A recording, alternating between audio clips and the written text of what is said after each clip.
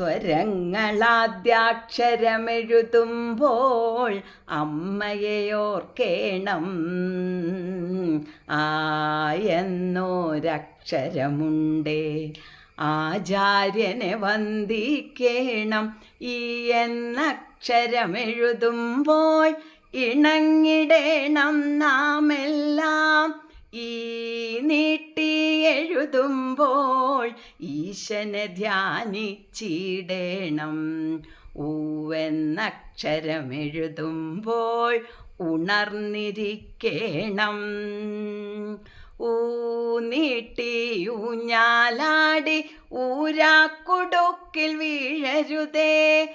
ഋ എന്നക്ഷരമെഴുതുമ്പോൾ ഋഷിയെ പോലെ ഭജിക്കേണം.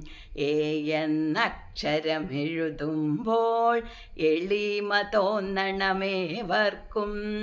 ഏ നീട്ടി പറയാനുണ്ടേ, ഏലേലം പാടാനുണ്ടേ.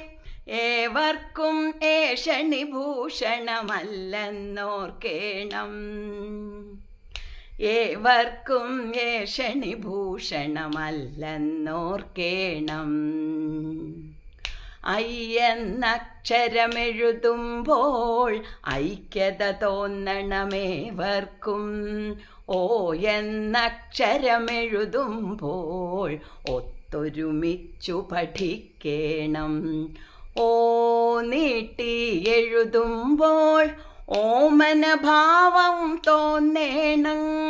ഔ എന്നക്ഷരമെഴുതുമ്പോൾ ഔന്നത്യത്തിൽ എത്തേണം.